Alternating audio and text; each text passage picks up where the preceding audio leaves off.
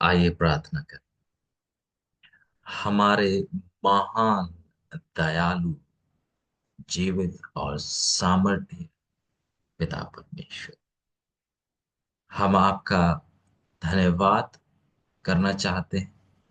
आपको महिमा, बढ़ाई और ऊंचा उठाना चाहते हैं, क्योंकि आप ही योग्य हैं और आपके अलावा और कोई परमेश्वर है नहीं। और इस समय हम सभी एक मन होकर आपके करीब हलीमियत के साथ आते हैं और अपने पाप और गुनाहों के लिए क्षमा मांगते हैं। प्रार्थना करते हैं कि आप ही हमें सिखाइए, आप ही अपने आप को हमारे सामने प्रकाशित कीजिए कि हमारे दिल जो है सच्चाई के द्वारा जो है प्रकाशित हो सके और आपके करीब हम और आ सके। प्रार्थना करते हैं आप पवित्र आत्मा को इस पढ़ाई के दौरान हमें समझने में सहायता करने के लिए आप भेजिए, और धन्यवाद करते हैं कि पवित्र आत्मा हमारे बीच में मौजूद। पिता परमेश्वर, आपके दास बेटे अतिशाय और दास बेटी पुष्पलीना जी, उनको आपके हाथों में सौंपते हैं। प्रार्थना करते हैं कि आप उनके भूख और प्यास को वचन के लिए और गहरा कीजिए।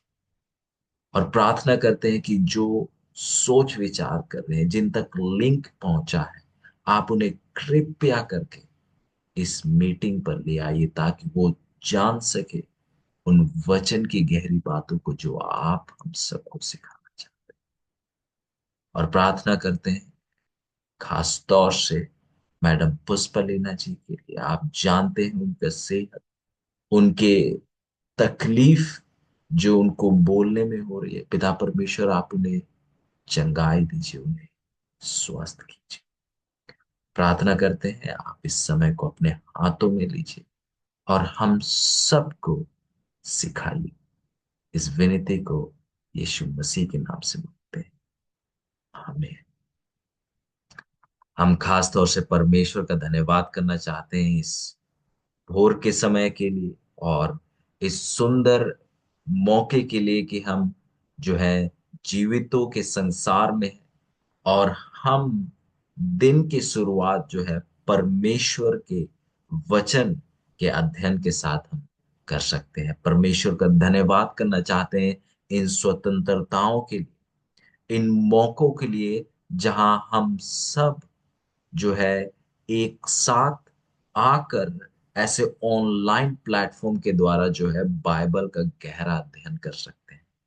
आइए इन स्वतंत्रताओं का, इन समयों का भरपूरी से जो है लाभ उठाए और हम तैयार हो, ताकि जब परमेश्वर यीशु मसीह आए तो हम तैयार पाए जा सके। और मैं आप सबका स्वागत करता हूँ, धन्यवाद करता हूँ कि आपने चुनाव किया। आप चाहते तो आप और लंबा नींद ले सकते थे, पर आपने चुनाव किया कि आप जो है आज के बाइबल स्टडी में जुड़े। और शायद हमारे भाई या बहन जो ऑनलाइन यूट्यूब में देखेंगे बाद के समय में, हम उनका भी स्वागत करना चाहते हैं और प्रार्थना करते हैं कि परमेश्वर का आशीष आप पर और आपके परिवार के ऊपर बना रहे। तो हम जो है उस विषय को पढ़ रहे हैं जो कि है सुसमाचार का रहस्य। सुसमाचार का रहस्य। और हम देख रहे हैं कि किस प्रकार से उत्पत्ति का पुस्तक जो है उस रहस्य का खुलासा कर रहा है। हम पढ़ चुके हैं उत्पत्ति 3 का 15, किस प्रकार से परमेश्वर जो है वहां पर खुलासा कर रहे हैं उस रहस्य का जो परमेश्वर के साथ हमेशा से है। और जैसे हमने पिछले पढ़ाइयों में देखा कि जो परमेश्वर जो सृष्टि करता है, जो परमेश्वर जो है अपने लोगों के साथ रिश्ता रखता है, वो परमेश्वर जो है अपने लोगों को बचाने भी जानता है, वो रिश्ते निभाने जानता है। हम देखते हैं कि परमेश्वर ने जब देखा, परमेश्वर की इच्छा नहीं थी कि पाप आए, जब परमेश्वर ने देखा कि पाप आएगी, तो परमेश्वर ने हमें बचाने के लिए एक उत्तम योजना को तैयार किया। और हम नहीं जानते कि कब ये योजना का स्थापना हुआ, इस योजना को कब बनाया गया, पर हम जानते हैं कि इस योजना को बनाने वाला परमेश्वर है। इसीलिए जो है सुसमाचार एक रहस्य है, और ये अनंत काल के लिए रहस्य रहेगा। और इसको जब हम कह रहे हैं कि अनंत काल के लिए रहस्य रहेगा, इसका मतलब ये है कि अनंत काल तक हम जो है सुसमाचार के गहराइयों को हम जो है परखते रहेंगे, गहराइयों को हम पढ़ते रहेंगे, और पूरा आनंद काल में भी सुसमाचार को, जो कि परमेश्वर का प्रेम है, उसको हम पूर्ण रूप से नहीं समझ पाएंगे।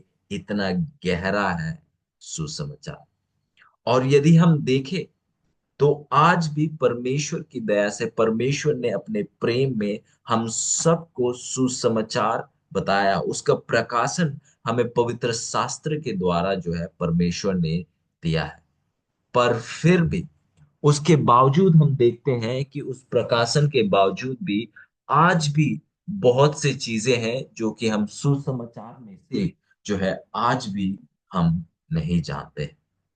हाँ अजीजों, सुसमाचार जो है बहुत गहरा है, और हम इसीलिए उसे जो है एक रहस्य, सुसमाचार का रहस्य कहना चाहते हैं, क्योंकि उसमें इतने सारे चीजें हैं कि आप अगर हजारों करोड़ों चीजों को उस सुसमाचार में देखेंगे, तो भी उसमें अनगिनत और गहरी बातें हैं जिनको जो है ढूंढना आपको और पड़ेगा, जैसे जैसे आप जो है वचन के गहराई में आप पढ़ते चले जाएं।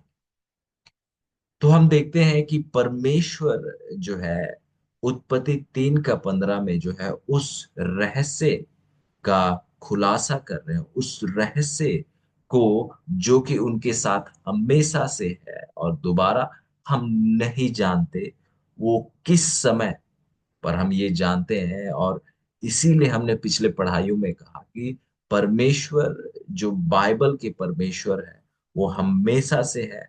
इसका मतलब उद्धार का योजना भी परमेश्वर के साथ हमेशा से है, क्योंकि परमेश्वर हमेशा परमेश्वर थे, और परमेश्वर ने हमेशा से देख लिया था कि किस प्रकार से जो है पृथ्वी में पाप आएगा। तो आइए और कुछ चीजों को हम उत्पत्ति 3 का 15 में देखें। इससे पहले आइए हम एक बार और दोबारा से उत्पत्ति उसका 3 का 15 को हम पढ़ें। हम शायद उत्पत्ति 3 का 15 में ज्यादा समय ले रहे हैं, पर ये बहुत ज्यादा जरूरी है कि हम इस आयत को पढ़ें और इस आयत का हम गहरा ज्ञान रखें। वचन इस प्रकार लिखता है कि और मैं तेरे और इस स्त्री के बीच में और तेरे वंश और इसके वंश के बीच में बैर उत्पन्न करूंगा। वह तेरे सिर को कुचल डालेगा और तू उसकी एड़ी को डसेगा। वह तेरे सिर को कुचल डालेगा और तू उसकी एड़ी को डसेगा। तो हम यहाँ देख रहे हैं कि कुछ और हम आज जो है उत्पत्ति 3 का 15 में से देखेंगे, और कुछ गहरी सच्चाइयों को जो है आज हम देखने वाले हैं। तो यहाँ यदि आप देखें तो उत्पत्ति 3 में यदि आप देखें, अगर संदर्भ को देखें उत्पत्ति 3 का खास तौर से, तो आप देखते हैं कि यहाँ पर जो है न्याय हो रहा है। यदि आप उत्पत्ति 3 को देखें, यहाँ पर न्याय हो रहा है, और उत्पत्ति 3 का 15 जो है परमेश्वर के न्याय का भाग है, जो कि आदम, हवा और उस सांप और जो शैतान है, जो इबलीस है, उसके ऊपर जो है परमेश्वर न्याय कर रहे हैं आदम और हवा के पाप करने के बाद, जब उन्होंने उस वृक्ष से, जो कि भले और बुरे का ज्ञान का वृक्ष था, उसका जो फल उन दोनों ने खाया। तो यदि हमने इन चीजों को हमने देखा, और इनको हम कुछ और बातों को देखने से पहले इनको दोहराना चाहते हैं, क्योंकि बहुत ज्यादा जरूरी। यदि आप उत्पत्ति 3 के संदर्भ को देखें और किस रीति से जो है अलग अलग चीजें हो रहे हैं, आप देखते हैं कि उत्पत्ति 3 में, और मैं चाहूंगा कि आप जो है अपने बाइबलों को अपने साथ जो है खुला रखिएगा उत्पत्ति 3 में, और देखिए किस तरीके से आप वहां पर जो है गहरी सच्चाइयों को आप वहां पर देख सकते हैं। यहाँ उत्पत्ति 3 में यदि आप देखते हैं, उत्पत्ति 3 में आप देखते हैं कि कुछ शुरुआती अ, आयतों में आप देख रहे हैं कि शैतान और शैतान और हवा जो है बातचीत में लगे हुए। फिर उसके बाद आप देखते हैं कि हवा जो है शैतान के बातों पर आ जाती है, और उसके बाद जो है वो उस फल को खा लेती है, जिसको उसे परमेश्वर ने कहा था कि मत खाना। उसके बाद जो है वो उस फल को लेती है और लेकर आदम को भी दे देती है, और आदम जो है हवा को ना खोना चाहते हुए वो जो है उस फल को खा लेता है। और उसके बाद आप देखते हैं कि कुछ जो है हुआ, कुछ हुआ जिसके कारण से जो है वो दोनों जो है छिपने लगे। आइए 3 का साथ देखते हैं। यहाँ इस प्रकार लिखता है, तब उन दोनों की आंखें खुल गई और उनको मालूम हुआ कि वे नंगे हैं, सो उन्होंने अंजीर के पत्ते जोड़ जोड़ कर लंगोट बना लिए। तो यहां आप देखते हैं कि जब उन्होंने पाप किया, तो उसका नतीजा जो है देखा उन्होंने देखा कि जो ज्योति का जो वस्त्र था वो अब उन दोनों से हट चुका है। फिर इसके बाद देखते हैं कि जैसे पाप हुआ, उसके बाद आप देखते हैं कि परमेश्वर जो है आदन की वाटिका में आते हैं। 8 इस प्रकार लिखता है, तब यहोवा परमेश्वर जो दिन के ठंडे समय वाटिका में फिरता था, उसका शब्द उनको सुनाई दिया। तब आदम और उसकी पत्नी वाटिका के वृक्षों के बीच यहोवा परमेश्वर से छिप गए। अब आप देखते हैं कि कुछ जो है चीजों में बहुत बड़ी बदलाव है। जब पहले जब परमेश्वर आते थे, जब परमेश्वर आते थे, तो आदम और हवा जो है परमेश्वर की ओर जो है भागते जाते थे, उनके साथ मिलने के लिए, मुलाकात करने के लिए। पर अब जो है वो दोनों छिप रहे हैं। वो दोनों ने पत्तों से अपना वस्त्र बनाया हुआ है, अपना लंगोट बनाया हुआ है। और इसके बाद जब परमेश्वर यहोवा, जो कि हमारे साथ रिश्ता रखता है, जब वो आए, तो वो दोनों जो है छिपने लगे। तो यहां पर आप देखेंगे कि पाप हुआ, पाप के कारण जो है वो ये दोनों जो है परमेश्वर से छुपने लगे। और उसके बाद आप देखते हैं कि परमेश्वर जो है यहाँ पर पूछताछ करते हैं। परमेश्वर जो है उन दोनों से कुछ सवालों को वो पूछते हैं, और आप देखते हैं कि दोनों जो है अपने गलतियों को मानते हैं, अपने पापों को मानते हैं। पर वे दोनों जो है एक दूसरे के ऊपर इल्जाम लगाते हैं। वो पूर्ण रूप से, इल्जाम लगाना मतलब पूर्ण रूप से जो है अपने पापों को, अपने गलतियों को नाम मानने का वो सबूत है। फिर उसके बाद हम देखते हैं कि जब सबसे पहले जो है आदम से जो है परमेश्वर ने सवाल किया, और कोई पूछता है कि आदम से ही पहले क्यों। कारण ये है क्योंकि आदम जो है परिवार का सर है। आदम जो है परिवार में सबसे बड़ा है, और ये आदम की जिम्मेदारी थी परिवार को संभाले रखने का। तो इसीलिए, क्योंकि आदम जो है बड़े हैं परिवार में, यदि आप परिवार में देखते हैं तो जो पुरुष होता है उसका जो है प्रथम अधिकार है, जैसे परमेश्वर ने जो है अपने वचनों में ठहराया है। और इसी कारण से आदम को जो है सबसे पहले सवाल पूछा गया।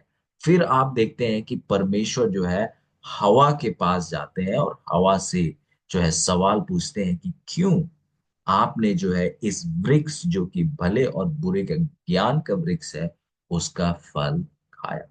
हवा भी अपने पापों को मानती है, पर वो जो है उसका दोष जो है उस सांप पर लगाती है जो जिसने जो है उसको क्या किया, भरमाया। और आप कहेंगे कि परमेश्वर को इतने सवाल जवाब करने की क्या जरूरत है, क्योंकि परमेश्वर तो सर्वज्ञानी है। वो हर एक बातों को जानते हैं।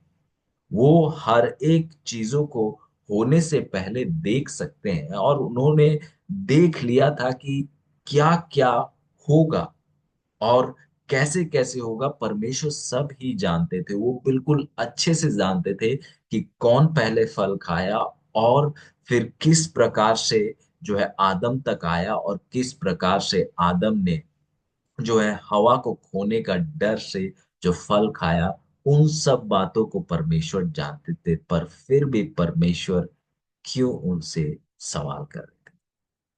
कारण ये था क्योंकि परमेश्वर जो है प्रेमी परमेश्वर, और परमेश्वर जानते हुए भी उनसे सवाल इसीलिए कर रहे थे क्योंकि वो अपने पापों को माने। हम सब का उदाहरण ले लीजिए। हम सब भी जो भी करते हैं परमेश्वर जानते हैं, पर वो चाहते हैं कि हम अपने पापों को माने, क्योंकि यदि हम अपने पापों को ना माने तो हम जो है उन पापों को और करते जाएंगे, उन पापों को पाप जैसा नहीं देखेंगे। पर जब हम अपने पापों को मानते हैं, जब हम देखते हैं कि ये मेरी गलती है, ये मैंने गलत किया है, तो आप जो है आने वाले समय में उस गलती को दोबारा नहीं दोहराएंगे। और यहाँ पर और एक बहुत सुंदर बात आपको देखने मिलता है कि परमेश्वर जो है आदम और हवा से सवाल जवाब करते हैं, पर इसके बाद आप देखेंगे कि उस सांप से तो परमेश्वर सवाल जवाब नहीं करते। और कारण साधारण सा है कि परमेश्वर उस सांप से सवाल नहीं करता है, क्योंकि सांप बोल ही नहीं सकता है। वो बोल ही नहीं सकता है। इस कारण से जो है परमेश्वर जो है आदम और हवा से केवल ही जो है सवाल जवाब करता है। जो क्योंकि हम जानते हैं कि परमेश्वर ने जब आदम और हवा को बनाया तो उनको अपने स्वरूप में बनाया, मतलब कि वे जो है सोच विचार कर सकते थे, वो निर्णय ले सकते थे।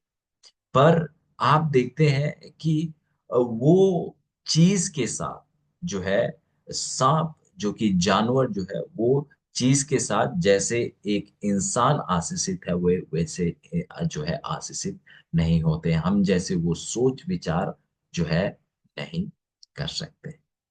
तो हम देखते हैं कि यहाँ पर जो है एक सवाल जवाब हो रहा है। और इसके बाद आप देखते हैं कि उस सवाल जवाब के खत्म होने के बाद परमेश्वर जो है, परमेश्वर देखिए आदम और हवा को मौका दे रहे हैं। मौका दे रहे हैं कि वो जो है अपना जो भी बात है उसको रखे। ऐसा नहीं कि अच्छा आप दोनों ने गलती किया है, आप दोनों को जो है ये सजा सुनाया जाता है या ये मेरा निर्णय है। परमेश्वर उन दोनों को मौका दे रहे हैं।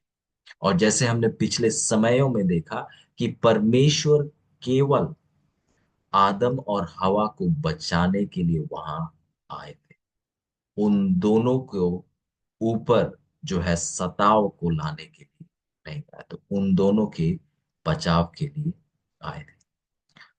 फिर हम देखते हैं कि इसके बाद पहले पाप हुआ।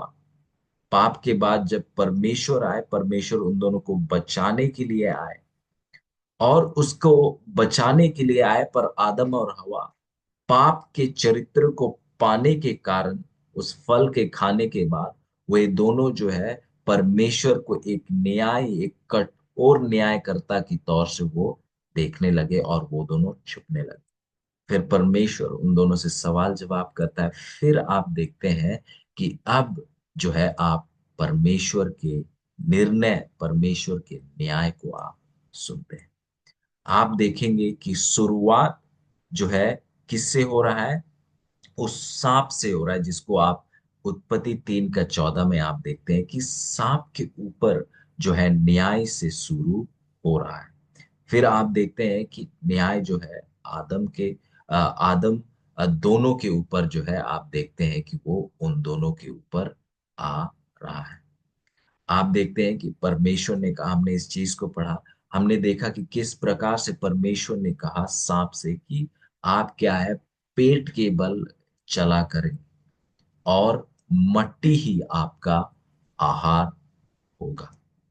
और उसके बाद हम देखते हैं कि ये न्याय के दौर में, अब देखिए जो है न्याय का शुरुआत हो गया। पहले सवाल जवाब जो है वो न्याय का दौर ही, तो ये जो सवाल जवाब का टाइम है ये न्याय का दौर है। और उस न्याय के बीच में जो है आप देखिए कि आप उद्धार का संदेश को आप देखते हैं। उत्पत्ति 3 का 15 में आप देखते हैं कि परमेश्वर जो है आदम और हवा के सामने उस उद्धार के योजना का प्रकाशन कर रहे हैं। और जैसे हमने पहले भी देखा कि उत्पत्ति 3 का 15 को प्रोटो इवेंजलियम कहा जाता है, मतलब पहला सुसमाचार कहा जाता है, क्योंकि उत्पत्ति 3 का 15 जो है बाइबल में सबसे पहले जहां पर जो है यीशु मसीह का पहला आगमन के विषय में जो है आप देखते हैं कि चर्चा को किया गया है। और इसी कारण से जो है इसे प्रोटो इवेंजलियम कहा गया है।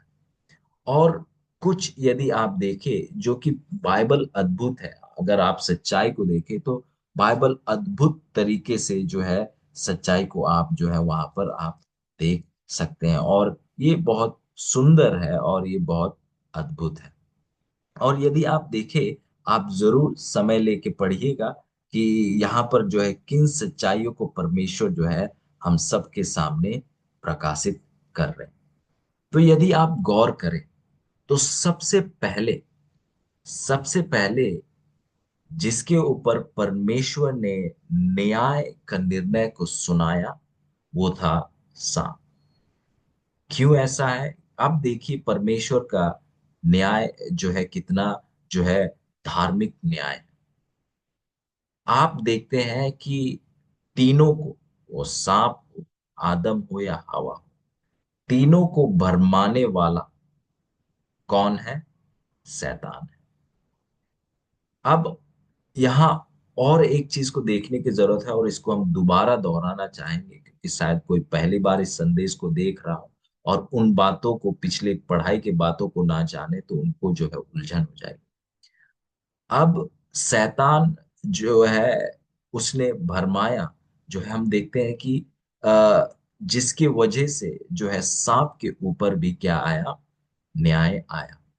अब अब हमने कहा कि जो जानवर जो है वो जैसे हम निर्णय ले सकते हैं वैसा निर्णय नहीं ले सकते, वो हमसे अलग है। पर यदि आप देखें तो ऐसा है, तो ये जो है सांप के ऊपर जो है न्याय करना, न्याय का निर्णय देना, वो क्या होगा? गलत होगा। क्योंकि सांप ने तो कुछ भी नहीं किया है। पर आप देखते हैं कि सांप के ऊपर जो है परमेश्वर जो है अपना धार्मिक न्याय का निर्णय जो है वो सुनाते हैं। उसके ऊपर भी जो है जो शराब है उसके ऊपर भी जो है वो आता है। आप कहेंगे ऐसा क्यों? कारण अजीजों सरल है। क्योंकि यदि आप पढ़े, जब सर्प के विषय में, सांप के विषय में जब प्रकाशित वाक्य जो है उसका वर्णन करता है, देखिए वचन क्या कहता है 3 का 1 में, यहोवा परमेश्वर ने जितने बनैले पशु बनाए थे उन सब में सर्प धूर्त था। मतलब सबसे बेहतर आप कह सकते हैं जो है सर्प क्या था, वो बिल्कुल धूर्त था। मतलब वो बहुत बढ़िया, आप ये कह सकते हैं बहुत चतुर और बहुत स्मार्ट जो है आप उसे कह सकते हैं कि वो बहुत अच्छे तरीके से, और परमेश्वर ने सब चीज को जो है अच्छे तरीके से बनाया। तो यहाँ पर आप देखते हैं कि ये जो शब्द आप देखते हैं कि बहुत चतुर और बहुत सातिर जो है, आप देखते हैं कि सर्प को परमेश्वर ने बनाया। बहुत चतुर और बहुत जो है सातिर जो है परमेश्वर ने सर्प को बनाया। यदि सर्प के ऊपर, यदि सांप के ऊपर न्याय आया, उसका कारण ये है क्योंकि सर्प का जो है उसमें योगदान था, उसमें भागीदार ही था। क्योंकि सर्प ने अपना इस्तेमाल करने के लिए शैतान को अनुमति दिया, शैतान को अनुमति दिया। और यदि सर्प ने अपने आप को ना दिया होता तो शैतान जो है उस सर्प में सर्प का इस्तेमाल कर ही नहीं सकता था। हम्म, बिल्कुल हाँ अजीजों, यदि शैतान को वो अनुमति नहीं देता तो आप देखते हैं कि जो जो सर्प है उसके ऊपर जो है ये शराब नहीं आती। अगर परमेश्वर सर्प को जो है श्रापित कर रहे हैं, इसका मतलब ये है कि सर्प ने जरूर जो है शैतान को श्रापित शैतान को जो है अपना इस्तेमाल करने का अनुमति दिया। क्योंकि परमेश्वर जो है न्यायी परमेश्वर है। और यदि सर्प का इसमें कोई योगदान ना होता, यदि सर्प ने शैतान को अनुमति ना दिया होता अपना इस्तेमाल करने के लिए, तो परमेश्वर जो है सर्प को श्रापित नहीं करते।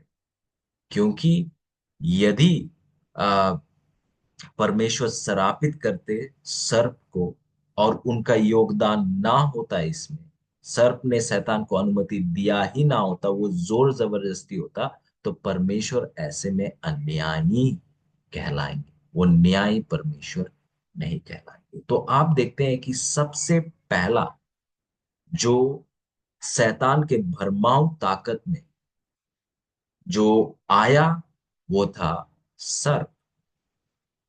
और इसी के कारण आप देखते हैं कि सबसे पहला न्याय का शब्द जो है आप सर्प के विरुद्ध में सुनते हैं। जो श्राप जो है वो सर्प के विरुद्ध में आप सुनते हैं, और जिसको आप उत्पत्ति 3 का 14 में आप देख सकते हैं।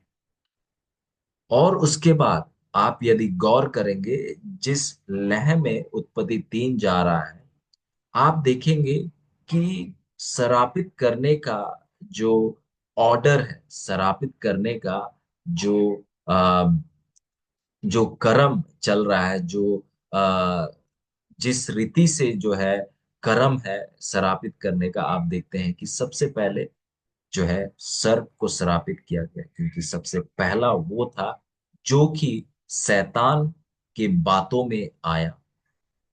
अब वो कैसे हुआ वो प्रकाशित नहीं करती है बाइबल, पर हम देखते हैं कि सबसे पहला जो शैतान के चिकनी चुपड़ी बातों में आया, उसके ताकत में आया, उनके बातों में आया, वो था सांप।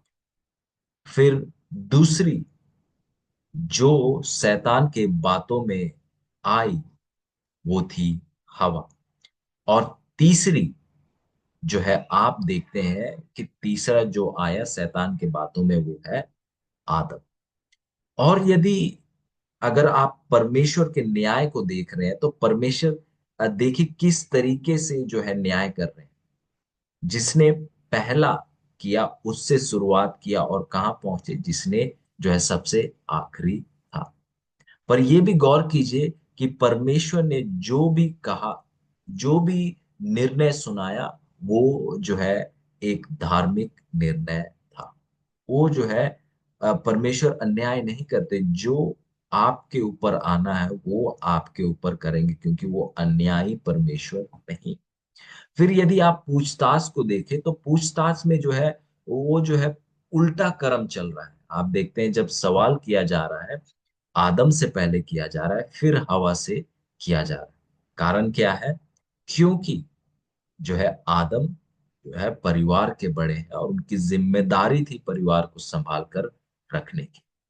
और दूसरा जो है हवा से सवाल करते हैं, क्योंकि परमेश्वर जो है अन्यायी नहीं है, न्यायी है, और वो हर एक से जो है सवाल करेंगे। मतलब वो हर एक को मौका देंगे कि वो अपना पक्ष को, अपने बात को जो है वो रखे।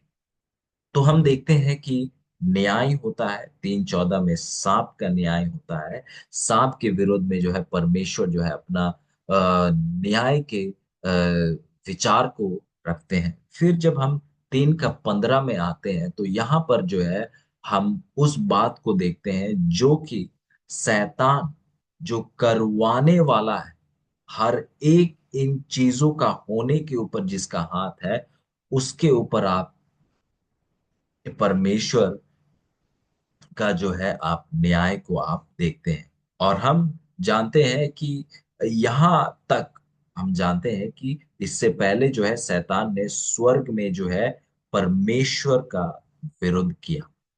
और जिसके बाद जो है शैतान और उसके दूत, उसके बाद मिकाएल, यीशु मसीह और उसके दूत जो है, उनके बीच में एक युद्ध हुआ, जिस युद्ध में जो है शैतान और उसके दूत जो है खड़े नहीं रह सके, और जिसके बाद जो है उनको स्वर्ग से जो है फेंक दिया गया। और इसके बाद आप देखते हैं कि शैतान जो है इधर उधर ब्रह्मांड में भटकने लगा, और देखने लगा कि कहाँ उसे जो है रहने का स्थान, या कहाँ उसे जो है आ, मौका दिया जाएगा, या उसके बातों को जो है उनको मनोरंजित किया जाएगा, उनको जो है एंटरटेन किया जाएगा, जो कि उसे पृथ्वी में मिलता है। फिर आप यहाँ देखते हैं कि उत्पत्ति 3:15 में आप देखते हैं कि परमेश्वर जो है उस बात का खुलासा करते हैं कि शैतान का अंत किस रीति से होगा। और यदि आदम और हवा नहीं पाप करते, तो भी शैतान का अंत होना तो तय था। क्योंकि परमेश्वर ने यदि शैतान को उसी समय उसको नहीं मारा, उसको खत्म नहीं किया जब उसने स्वर्ग में विरोध किया, वो कारण ये था क्योंकि परमेश्वर चाहते थे कि शैतान के चरित्र को जो है पूरे ब्रह्मांड के और भी जो ग्रह हैं वो लोग देख सके, ताकि जब परमेश्वर जब अपना न्याय के कार्य को करे, तो कोई ये ना कहे कि परमेश्वर जो है अन्यायी है। ताकि कोई जो परमेश्वर की उपासना करे, उनका डर कर उपासना ना करे, पर इसीलिए उपासना करे क्योंकि वो प्रेमी परमेश्वर है। और इसी कारण से परमेश्वर ने जो है शैतान को स्वर्ग में ही नहीं खत्म किया।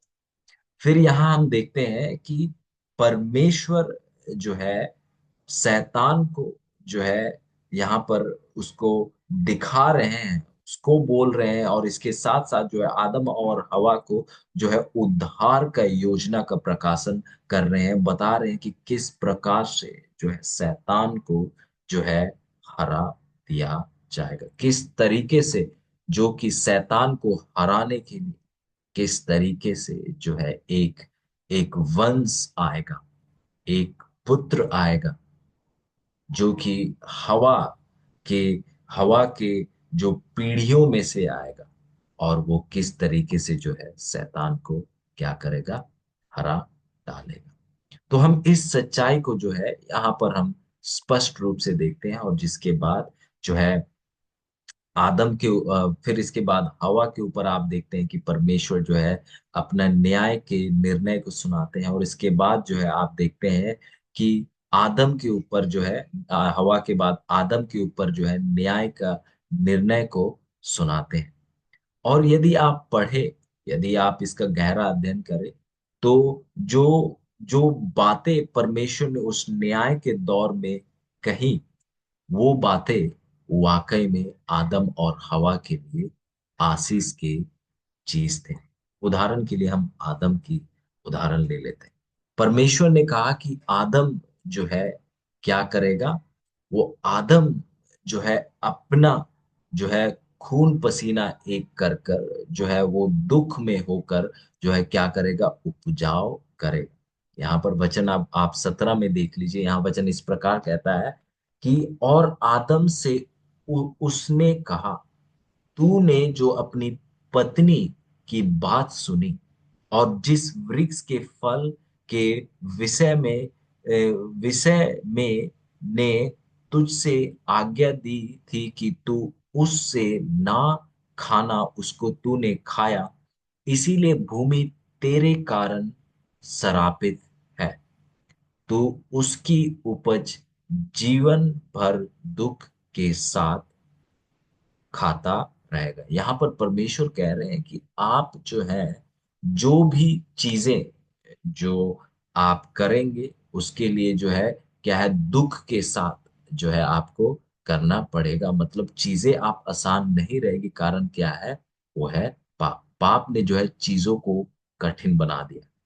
और 19 आप देखिए वचन कहता है, और अपने माथे के पसीने की रोटी खाया करेगा और अंत में मिट्टी में मिल जाएगा, क्योंकि तू उसी में से निकाला गया है। तू मिट्टी तो है और मिट्टी ही में मिल जाएगा। तो यहाँ पर आप देखते हैं, यहाँ पर आप देखते हैं कि किस प्रकार से परमेश्वर कह रहे हैं कि आपको मेहनत मजदूरी करनी पड़ेगी कि आप रोटी कमा सके। यहाँ पर आप देखते हैं कि परमेश्वर ने जो है आदम को काम जो है जो है आदम और हवा के गिरने से पहले ही जो है परमेश्वर ने सौंपा था। पर अब जो है काम में जो है पाप का दाग और धब्बा को आप देख सकते हैं। पर जो कार्य था, जो काम था, वो आदम और हवा के लिए जो है परमेश्वर ने एक आशीष के तौर में दिया था। और जैसे कहा जाता है कि खाली मन जो है शैतान का कारखाना है। और आप गौर करेंगे कि जब भी आप पाप में गिरे हैं, वो समय रहा है जब आप जो है कुछ नहीं कर रहे थे, पर आप बहुत ज्यादा जो है यूं ही जो है खाली बैठे हुए थे। और जब आप खाली रहते हैं, आप किसी चीज में व्यस्त नहीं रहते हैं, तो वो जो है आपके लिए आपके लिए जो है वो समय होता है जब शैतान उसका जो है फायदा उठाता है। तो हम यहाँ देखते हैं कि न्याय के जो शब्द है, वो परमेश्वर जो है आदम और हवा को सुना रहे हैं। और हम देखते हैं कि परमेश्वर जो है वहां पर जो है उनके बचाव के लिए आया और उनको जो है बचाव का संदेश भी दिया कि किस तरीके से एक जो है वंश आएगा, और वो वंश जो है शैतान के सर को कुचल डालेगा। वो क्या करेगा, शैतान के सर को कुचल डालेगा। और यहाँ पर जो शब्द है आदम और हवा को कहा गया कि वो जो है शैतान के सर को कुचल डालेगा। आप देखिए, अगर आप देखेंगे तो वो जो है भविष्य काल में होने वाली शब्दों में इस्तेमाल किया गया, वह तेरे सिर को कुचल डालेगा। मतलब ये जो है भविष्य में होने वाली चीज थी आदम और हवा के लिए, कि भविष्य में ऐसा होगा। और जो है ये जरूर होगा, क्योंकि जब परमेश्वर की चीज चीज की वर्णन करते हैं तो हम देखते हैं कि वो जो है अवश्य ही पूरा होगा।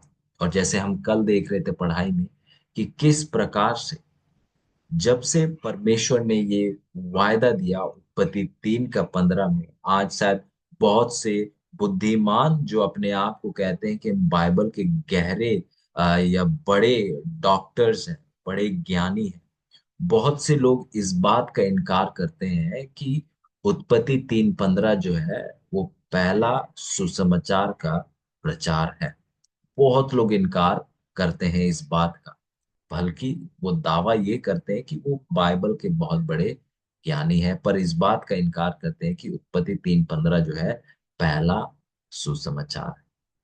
आप देखते हैं वहां पर जो है शैतान के हार को जो है स्पष्ट शब्दों में जो है परमेश्वर जो है आदम और हवा के सामने पेश करते हैं। वहां पर जो है आ, हवा जो है इस बात को समझती है कि जो जो वंश आएगा वो जो है क्या करेगा, शैतान के सर को, जिसने जो है ये पाप करो है, उसको कुचल डालेगा। इस बात को वो समझ गई थी कि एक जो वंश, एक जो पुत्र जो उसके द्वारा आएगा, वो क्या करेगा, इस कार्य को करेगा। और हवा उसके बाद और आदम भी जो है लगातार जो है वो दोनों जो है उस पुत्र को देख रहे थे, उस पुत्र के आने को वो देख रहे थे। और आप देखते हैं कि जब शुरुआत से ही कायन के जन्म से ही वो दोनों जो है सोच रहे थे कि शायद ये जो है क्या है, वो हमारा उद्धार करता है। पर कायन और हाबिल के घटना के बाद वो निश्चय हो गया उन दोनों को कि कायन नहीं हो सकता है।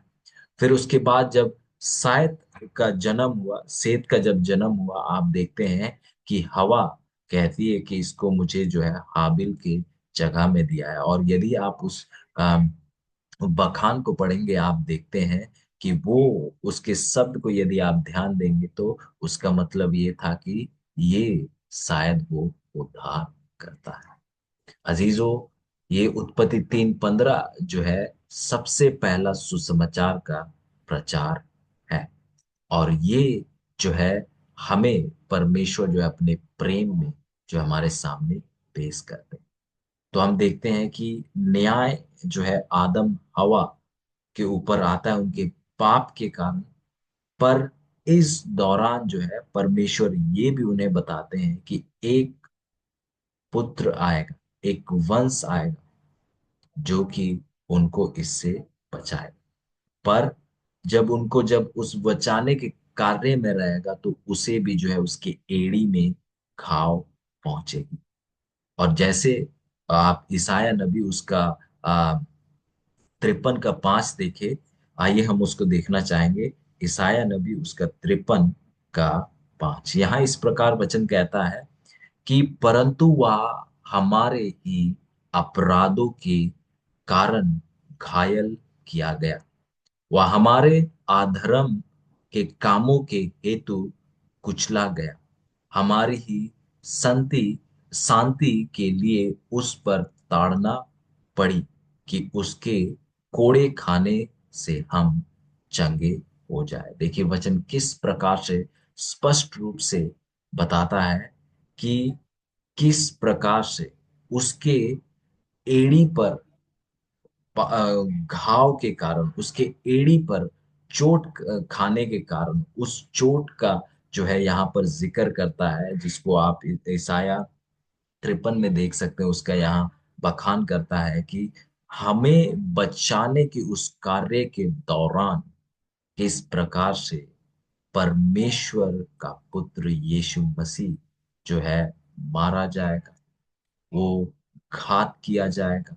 और किस प्रकार से हमारे शांति के लिए, हमारे लिए वो हर एक उस कोड़ों को अपने ऊपर लेगा।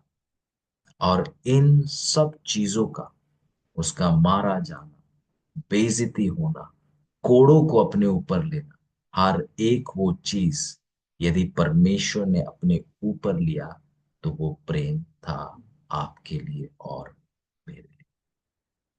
और परमेश्वर ने हिचकिचाया नहीं।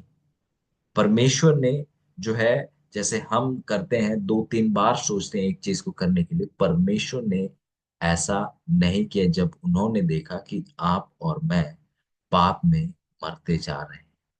परमेश्वर ने जो है तुरंत हमारे बचाव के लिए आ गए। वो जानते थे कि जो आंधी था, तूफान था, जो इस अंधकार इस अंधकार दुनिया में था, वो बहुत खतरनाक था, प्राण लेने वाला था।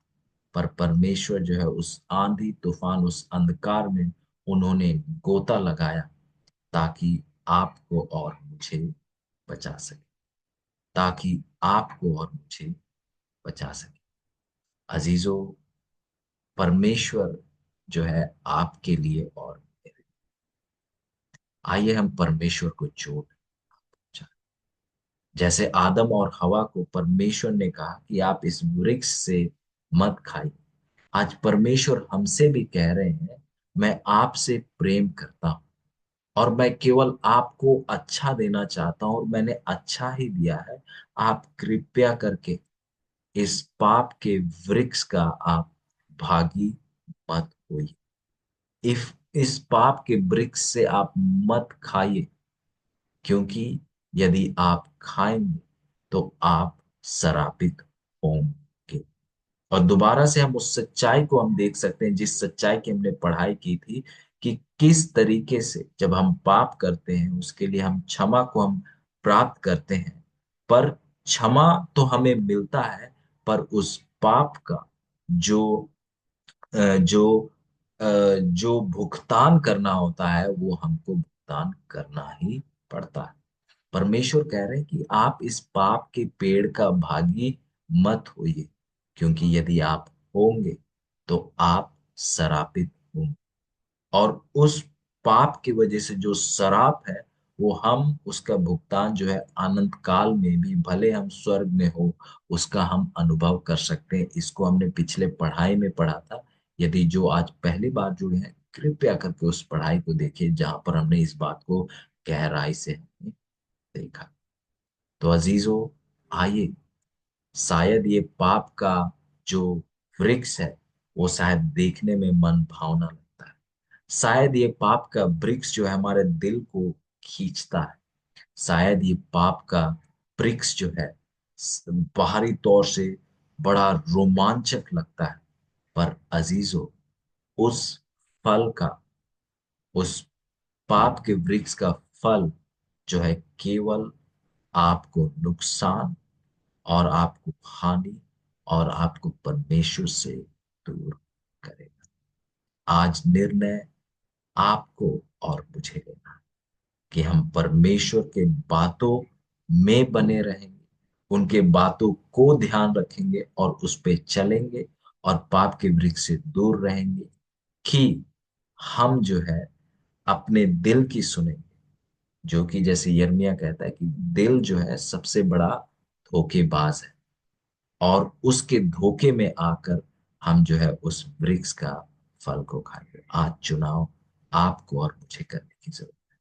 परमेश्वर ने हमें हर एक वो चीज बता दिया है, दिखा दिया है जो हमारे जीवन के लिए सही है, हमारे सुख चैन के लिए बेहतर है। आज आपको परमेश्वर ने अपने प्रेम में स्वतंत्र चुनाव का ताकत दिया है। आज उस स्वतंत्र चुनाव का ताकत का आप कैसे इस्तेमाल करें, परमेश्वर को चुनकर या अपने शारीरिक अभिलाषाओं को चुनकर, निर्णय आपको लेना है। अजीजों, शायद आप कहें कि मैं निर्णय कल लूंगा या 10 साल बाद लूंगा या इस हफ्ता बाद लूंगा। अजीजों, आप निर्णय लेने के लिए आप उसे दूर मत ठेलिए। आप आज और अब भी निर्णय लीजिए, क्योंकि आपने अगले पल को नहीं देखा है। और यदि आपने आज परमेश्वर के लिए निर्णय नहीं लिया है, यदि आपने परमेश्वर में अपना जीवन को नहीं सौंपा है, और यदि ऐसे में, परमेश्वर ना करे ऐसा, पर यदि ऐसे में आप जो है इस पृथ्वी से चले जाते हैं, आपकी मृत्यु हो जाती है, तो आप जो है परमेश्वर के साथ नहीं पाए जाएंगे। ये दिन है, ये समय है जब हम परमेश्वर का चुनाव करें। क्या कोई है जो परमेश्वर का चुनाव करना चाहता है? क्या कोई है वो कहता है कि मैं उस जीवन के फल यीशु मसीह को चखूंगा, उसको मैं चुनूंगा, पर मैं उस पाप के वृक्ष को नहीं चुन? यदि ये आप है तो मैं आपसे विनती करता हूं कि आइए इस समर्पण को करते हुए, अपने घुटनों पर आते हुए उस परमेश्वर के सामने कहे कि हम जो है आपको चुनना चाहते हैं, आपकी बातों को चुनना चाहते हैं, आपकी व्यवस्था को चुनना चाहते हैं, और आपके ही अनुसार अपने जीवन को जीने का निर्णय लेना चाहते हैं। यदि ये आप है तो आइए मेरे साथ घुटनों पर आइए, और आइए हम अपना जीवन परमेश्वर के हाथों में सौंपे, पवित्र आत्मा के ताकत में सौंपे। आइए हम प्रार्थना करें। महान दयालु स्वर्गीय पिता, हम आपका धन्यवाद करते हैं क्योंकि आप हमें सिखाते जा रहे हैं, आप हमें पढ़ाते जा रहे हैं। पिता, हमारे साथ होइए कि हम आपको चुन, हमारे साथ होइए कि हम अपने अभिलाषाओं को ना चुने, क्योंकि वो केवल हमें और हमारे नाश के लिए। पिता परमेश्वर, धन्यवाद करते हैं कि आपने प्रेम में जो है हमें जो है बचाने का,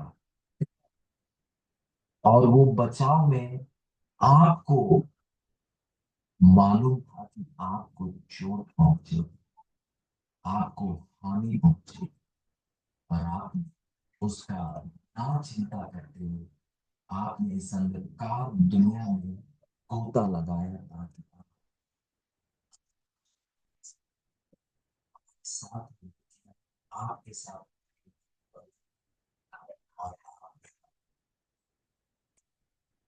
धन्यवाद करते हैं पिता परमेश्वर, क्योंकि आपने हमें बचाया। हाँ, हम पाप के उस उस शराब को हम देख सकते हैं इस दुनिया में, पर हम महिमा आपको करते हैं कि इस पाप में दुनिया में आपने हमारे साथ, हाँ, दुख और तकलीफ, और आपके द्वारा हमने उन दुख और तकलीफों के ऊपर उड़ना सीखा है, उनके ऊपर चलना सीखा। और आपने वादा किया कि आप हमें कभी नहीं छोड़ेंगे, आपने पाप के आग में हमें नहीं छोड़ा है। तो इस दुख और तकलीफ के समय में, जीवन में भी आप हमें छोड़ेंगे। हमारे साथ होइए कि हम आपकी इच्छाओं को करें। हमारे साथ होइए कि हम उस जीवन का वृक्ष यीशु मसीह को हम हर एक दिन खाते रहें, जो मेहनत करते हैं, आपके वृक्ष की पान अपने जीवन को आपके हाथों से, आपके लिए, आप